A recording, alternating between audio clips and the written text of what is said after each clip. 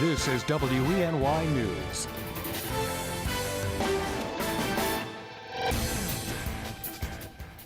Hello and thanks so much for clicking on the webcast. I'm Ross DeMattei. Here's the latest now from WENY News and the Star-Gazette. The first set of witnesses will take the stand today in Steuben County Court in the Michael Beard trial. And we're learning how each side will present their case to determine if Beard killed Kelly Stage Clayton or not. The prosecution and defense gave their opening statements yesterday after jury selection wrapped up. Special District Attorney Whedon Wetmore spoke for an hour.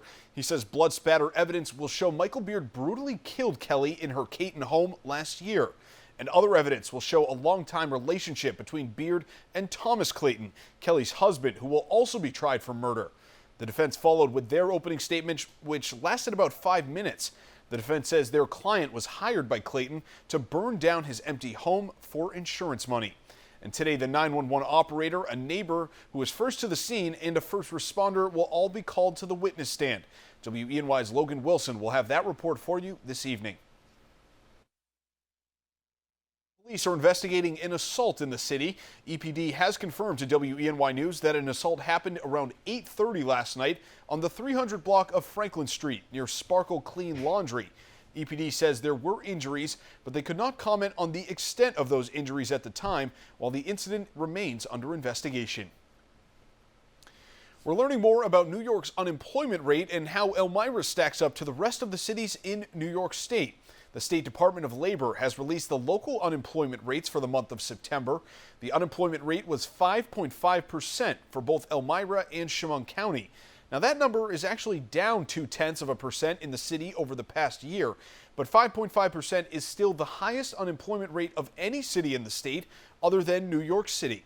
Chemung County tied for the third highest unemployment rate of any county in the state outside of New York and its surrounding counties.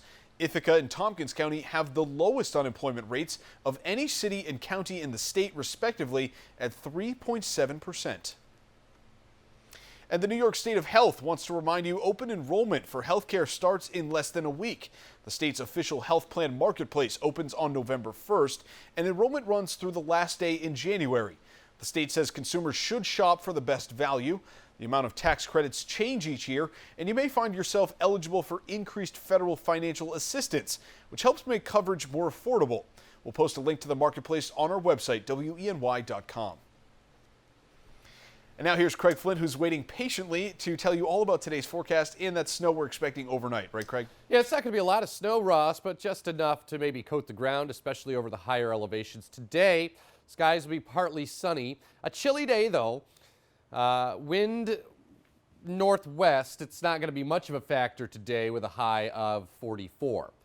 Tonight, that's when we get a little bit of wet snow to break out. So, period of snow.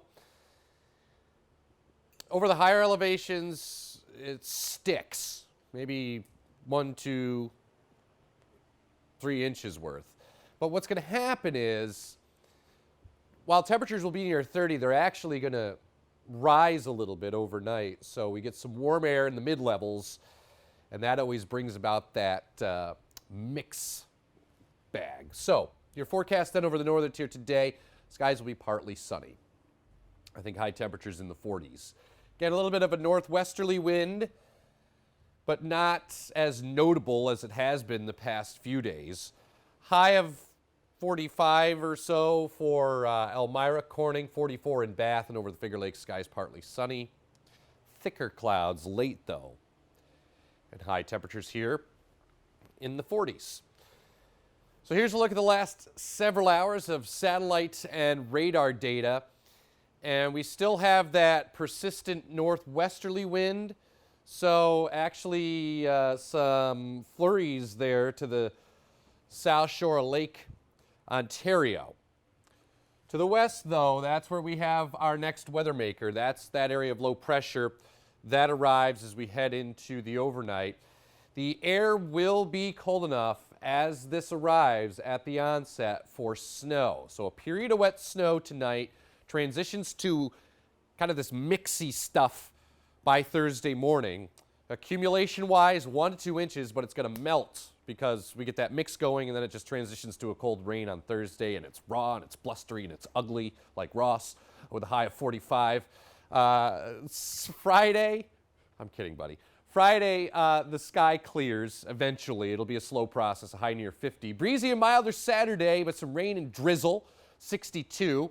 A few showers Sunday and Halloween. Ross, you don't have to wear a costume. Wow, 55. This morning, huh? 55, and then a breeze and milder Tuesday, 62. I don't know. It was all just coming to me. Too easy for you. Yeah, I know. Just remember, folks, he described tomorrow's weather as mixy stuff. Isn't he just a wonder with words? You know, brisky, breezy. All right, You know. that's enough of you, Craig. Thanks. For the latest news, weather, and sports, be sure to watch WENY News at noon, 5:30, 6, and 11 o'clock. And don't forget to pick up a copy of today's Star Gazette. I'm Ross DiMattei. I got to go beat up on Craig Flint. Have a great day.